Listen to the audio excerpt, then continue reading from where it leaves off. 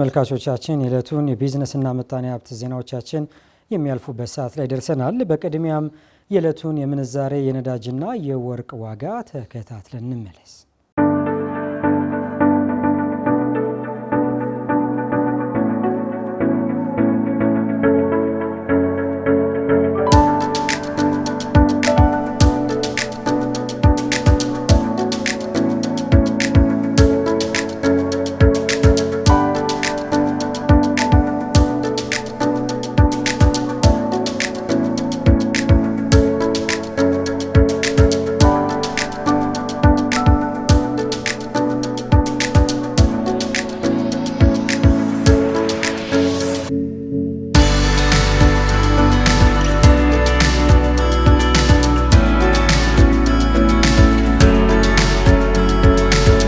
ኦሮሚያ ባንክ በዛሬው ዕለት ለሀገር በቀል ግብረ ሰናይ ድርጅቶች የገንዘብ ድጋፍ አደረገ።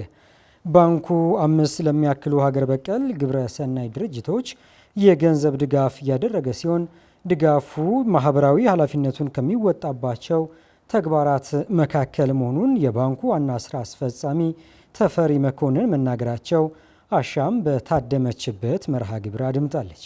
መሰረት ነቃ ተጨማሪ ያለው የኦሮሚያ ባንክ መጪውን የትንሣኤ በዓል ምክንያት በማድረግ በኢትዮጵያ በተለያዩ አካባቢዎች ለሚንቀሳቀሱ ሀገር በቀል ግብረሰናይ ድርጅቶች የገንዘብ ድጋፍ አድርጓል። የባንኩ ዋና ስራ አስፈጻሚ ተፈሪ መኮንን ባስተላለፉት መልእክት ያለፈውን የህዝበ ሙስሊም በዓል ረመዳንን ምክንያት በማድረግ ተመሳሳይ ድጋፍ ማድረጋቸውን አስቀድመው የፊታችን እሁድ የሚከበረውን የትንሣኤ በዓል ምክንያት በማድረግ ደግሞ ለተመረጡ ግብረሰናይ ድርጅቶች ድጋፍ አድርገናል ብለዋል። የክርስትና እምነት ተከታይ የሆኑ የማህበረሰባችን ክፍሎች በእነዚህ ድርጅቶች ጥላ ስር የተሰባሰቡ ዜጎቻችንም እንደዚሁ ማዕድ ማጋራት እና የበዓሉን ደስታ እንዲካፈሉ ለማድረግ ነው ዛሬ እናንተን እዚህ የጋበዝናችሁ። ለዚህ ስራ ጊዜያችሁንና ጉልበታችሁን ሰጥታችሁ ሁሌም ስለምትሰሩ እጅግ አድርገን እያመሰገንን በቀጣይም ደግሞ እንደዚሁ ስፋቱንም ጨምረን ጀቀጭን የሆኑ የማህበረሰባችንን ክፍሎች በመደበኛነት ከምናደርገው የማህበራዊ ግዴታ የመወጣት ስራ ጎን ለጎን እንደዚሁ በዓላቶችንና ሌሎች ኩነቶችን ታሳቢ እያደረግን ማገዛችንን እንቀጥላለን። ድጋፉ ከተደረገላቸው ሀገር በቀል ግብረሰናይ ድርጅቶች መካከል ሜሪጆ ኢትዮጵያ፣ የኢትዮጵያ የልብ ህሙማን ህጻናት መርጃ ማዕከል፣ SOS የህጻናት መንደሮች በኢትዮጵያና ሌሎች ይገኙበታል። የተደረገላቸውን ልገሳ ተከትሎ መልእክታቸውን ካስተላለፉ የግብረሰናይ ድርጅቶቹ አመራሮች መካከል የኢትዮጵያ የልብ ህሙማን ህጻናት መርጃ ማዕከል ዋና ስራ አስፈጻሚ ሮያሊ የመርጃ ማዕከላቸውን መሪ ቃል አብነት ተጠቅመው ባንኩ ያደረገላቸውን ድጋፍ የተሰበሩ ልቦችን ጥገና በሚል ጠርተውታል። እኛ አንድ ሞቷለን የተሰበረ ልብ እንጠግናለን እንላለን። ዛሬ ኦሮሚያ ባንክ የተሰበረ ልብ ነው የጠገነው። የህፃኑን ብቻ አይደለም። በእኛ ካልቸር ቤተሰብ እንዴት እንደሚቀራረብ እናውቃለን። አንድ ህፃን ልጅ ከታመመ ልጃችሁን ጉንፋን ይዞት እንኳን ምን እንደሚሰማን እናውቃለን እና ቤተሰቡን ሁሉ ነው የምናከመው አንድ ልጅ ያከመን ጊዜ እና ይሄንን ዛሬ እንደ ህዝብ ባንክነታችሁ ለህዝብ ደርሳችኋል ብዬ አስባለሁ። በዚህ አጋጣሚ እግዚአብሔር ወረታችሁን ይክፈላችሁ ማለት ትፈልጋለሁ። በልጆቹ ስም በታካሚ ህፃናትና ቤተሰቦች ስም። በተመሳሳይ መልኩ ባንኩ መሰል ልገሳ በማድረጉ ምስጋናቸውን የገለጹት የሜሪጆ ኢትዮጵያ መስራች ስራ አስኪያጅ የሆኑት ዘቢደር ዘውዴ ናቸው። ስራ አስኪያጁ አክለውም በማህበረሰቡ ውስጥ በርካታ መልካም ስራዎችን የሚሰሩ መኖራቸውን አስቀድመው ድጋፉና ክትትል እንደሚያስፈልጋቸው አሳስበዋል። አንዳንዶቹ የተወሰነ ቦታ ላይ ፎከስ ያደርጋሉና እንዲህ ጥሩ ስራ የሚሰሩ ይረሳሉ እና ይሄንን እኔ በማድረጋችሁ በጣም ላመሰግን ወዳለሁ። በማህበረሰቡ ውስጥ ብዙ ጥሩ ስራ የሚሰሩ አሉ። ማዳረስ ስለሚያስፈልግ ነው። ሪሶርስ ሼር ማድረግ ያስፈልጋል። ምክንያቱም ኢኖቬቲቭ አይዲያ ይዞ የማያቸው ብዙ ስላሉ እኛ ስለምንተዋወቅ ነው። በተመሳሳይ መልኩ ማህበራቸው ተደራራቢ የጤና ችግር ያለባቸው ህጻናት ላይ እየሰራ ስለመሆኑ አስቀድመው በሀገር አቀፍ ደረጃ የመጀመሪያ የሆነ ማዕከል ስለመገንባታቸው አብራርተዋል። አክለውም የተደረገላቸውን ድጋፍ አበረታች ስለመሆኑ አንስተው የተደረገላቸው ድጋፍ ትልቅ እንደሆነ ተናግረዋል። የኦሮሚያ ባንክን እጅግ አድርጌ አመሰግናለሁኝ።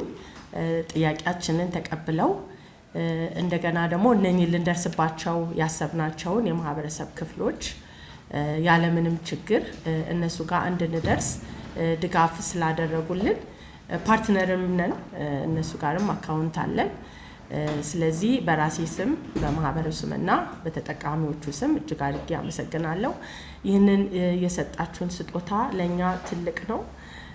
በእኛ ስር ያሉ ወደ 328 የሚሆኑ ተደራራቢ የጤና ችግር ያለባቸው እናቶችና ልጆች አሉ። የበዓል መዋያ ነው የምናደርገው። ሌሎች 2 ኤስኦኤስ የህፃናት መንደርና የኢትዮጵያ ወንጌላዊት ቤተክርስቲያን መካነ ኢየሱስ የአእምሮ ህመምተኞች ማዕከል የተሰኙ ግብረሰናይ ድርጅቶች አመራሮችም በበኩላቸው የተደረገላቸው ድጋፍ ትርጉም ያለው ስለመሆኑ አብራርተው ተናግረዋል። ባንኩ ማህበራዊ ኃላፊነቱን በአግባቡ እየተወጣ ስለመሆኑ ማሳያ መሆኑን አንስተው መልእክታቸውን አስተላልፈዋል።